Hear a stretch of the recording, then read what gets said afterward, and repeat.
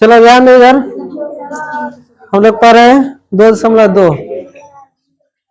ये प्रश्नावली कितना है? 2.2 पढ़ रहे हैं। क्वेश्चन नंबर 6 तक पढ़ चुके हैं। 7 जानना है, क्वेश्चन नंबर 7। चलो ध्यान दो इधर, 7 नंबर क्वेश्चन। 7 नंबर क्वेश्चन कह रहा है, पिता ने अपने 3 संतानों के बीच अपनी संपत्ति का बंटवारा 1:2:3 के अनुपात में करता है और अपने लिए 1 लाख रुपया बचाता है, यानी रखता है। उसके बाद कह रहा है, यदि उसकी कुल संपत्ति 2.5 लाख रुपया की है तो प्रत्येक संतान का हिस्सा के रूप में क्या मिला? ध्यान दो इधर, ये हम लोग को 2.2 जो प्रश्नावली है इसका 7 नंबर क्वेश्चन है। ठीक है, ये जो क्वेश्चन है 7 नंबर क्वेश्चन है, इसमें थोड़ा सा ध्यान देना। तो इसमें क्वेश्चन क्या करें, क्वेश्चन के अनुसार समीकरण सबसे पहले बनाएंगे, समीकरण बनाने के बाद ही इसे हल करेंगे।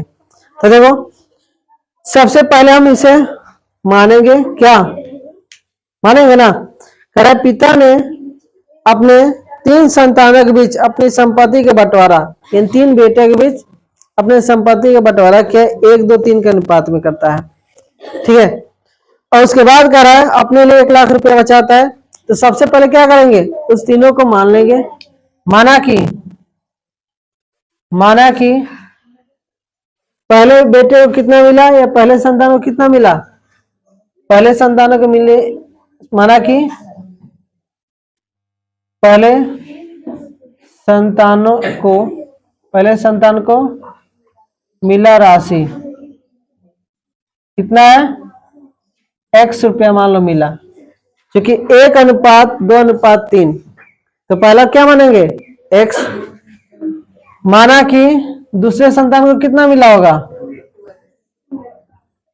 दूसरे संतान को मिली राशि, तो यहाँ पे दूसरा अनुपात कितना है? 2 है। तो इसको क्या करेंगे? 2x मानेंगे, 2x रुपया। और माना कि तीसरे संतान को कितना राशि मिला? तीसरे संतान को मिली राशि बराबर ये 3 है, तो 3x रुपया। क्लियर है यहां तक?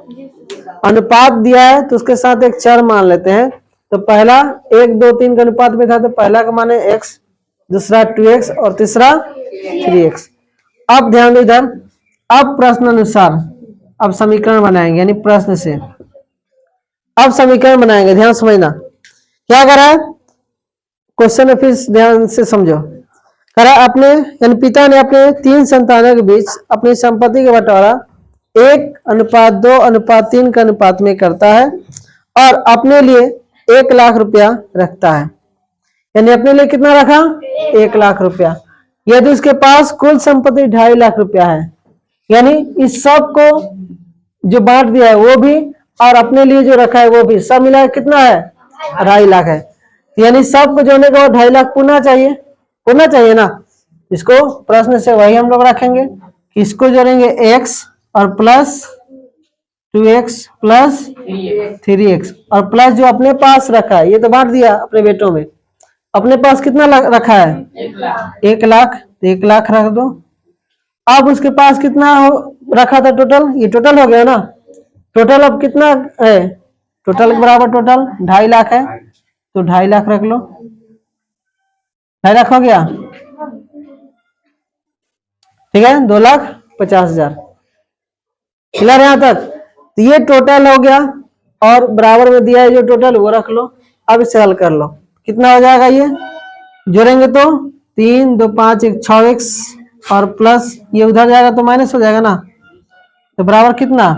ये इधर आएगा तो घट जाएगा, तो 1,50,000 हो जाएगा।